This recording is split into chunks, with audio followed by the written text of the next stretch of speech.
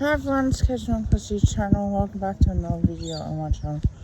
Today I'm going to be reviewing North Melbourne's season for 2021. If you're attending Cats Magpies, welcome. If you're new to the channel watching this for the first time, like, comment, subscribe means well to me as well. No way to 200 subs. Now I'll say this, and I'll say this like more than what probably needs to be said. Now, North Melbourne finished on the bottom. I did say at the start it would be either second last or last. I think they can be really proud on the way that they've played. Certainly goes through a bit difficult.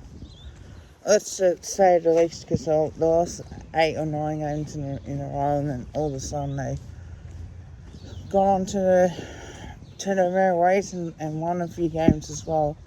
So the win-loss record's 4 wins, 7 losses, and a draw against the Giants.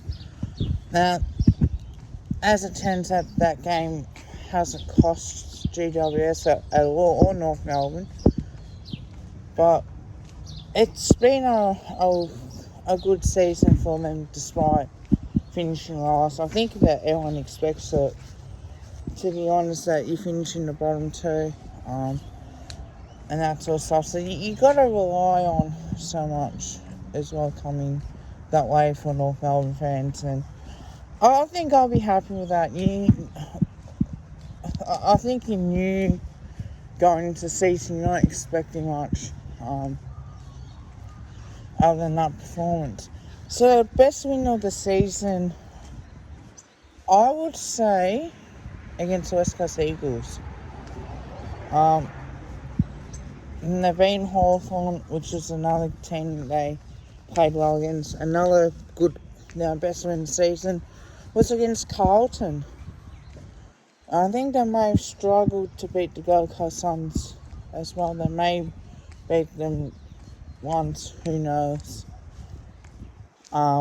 But they've played really well throughout the season. They lost against my boys. The worst loss, probably the worst performance of the year would have been that draw. Yes, they were 28 points in front, but that should have been gained so much, and that should have been another win, if you can say that.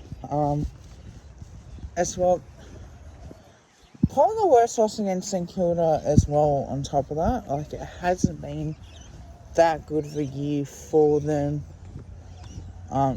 They miss out in the finals. They come back from big leads as well. I think playing our game showed that playing against top teams, you want to be competitive. I like how the kids came through. Taron Thomas really showed something. Cameron Zohar is another. Robbie Taron had a lot of interest this year. I just feel at the moment it's been a really good season for these particular teams, because you can see on how a team's going to start playing, and I think you got to be happy enough with North Melbourne. I'm going to start reviewing every team season, and I'll do along the line for Collingwood, because I'll go in depth for that as well. But other than that, I can see on why they've had a good season as well on top of that, and it does not faze me one bit about North Melbourne. I think they're going to have some good performances, and you're going to have some terrible performances. I think in the next couple of years, not rebuilding when they need to, I think what probably cost them in the end. But other than that, I really do rate their list. I think they're a young team. I'll talk about their Carlton performance in a way that was huge, 39 points. On top of that, and you just feel that upset Carlton fans, and I picked Carlton that game too, and thinking that Carlton's got the better list. Look, Nick Larkey played real well in that game, and Jaden Stevenson as well. But to beat Carlton and to really put the nail on the coffin as well, they're prepared to work hard. Like, you don't need talent in that team. They're probably the worst loss against the Western Bulldogs the first time by losing by 100 points. In that with Josh Bruce kicking 10, but then to lose to Doggies the second time around by 28 points, I think that does help the way that these two teams go about it, and I like that sort of type of performances where early on in the season you get absolutely smacked every game. The Collingwood loss, I don't think it was as bad. I thought that they really gave it a good crack. Other than that, like, they just certainly have produced some really quality wins. Like Hawthorn, I think Tasmania was. I think that you probably might expect that type of performance as well. And having said that now, and you look back on that season, wow, like, what a weird season, like having no fans in certain games, and then you got more likely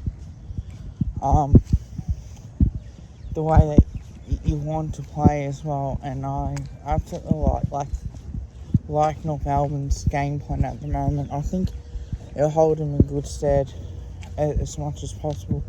But there's not much negative towards North Melbourne at all. I think they haven't had to go through that sort of rebuild. They've been consistently performing well in the 90s and playing in grand finals and prelims at that point. And why wouldn't they be? Because there's so much on the line for them now.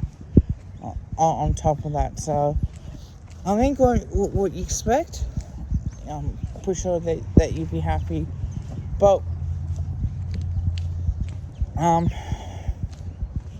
don't think anyone picked North to not out to beat GWS if they've gone on and won. But I think it's been a good season. I think their fatigue kicks in later on the season, 100% positive on that.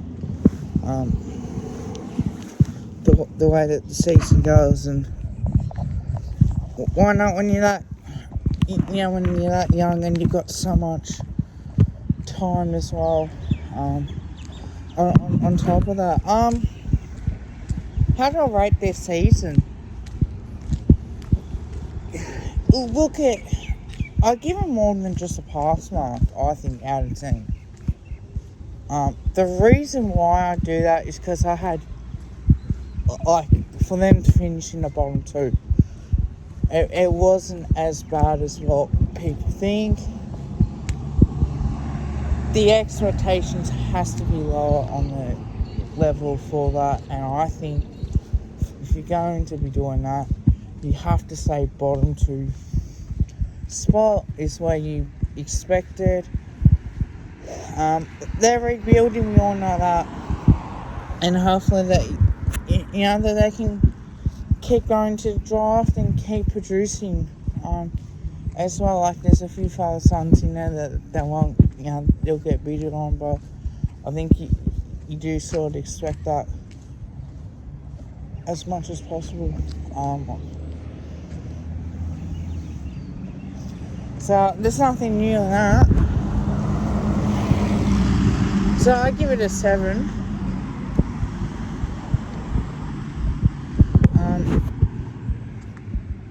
Could have gave them a 6, but let's be honest, like, they've been competitive in their games this year.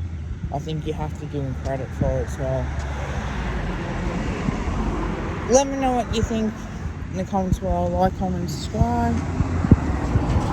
Till next time, go to the Mighty Prize of 2022. I will do Collingwood season review this and the Collingwood one needs to be a longer review instead of a quick review for the season. And I'll go in depth on why for that as well. But until next time, see everyone.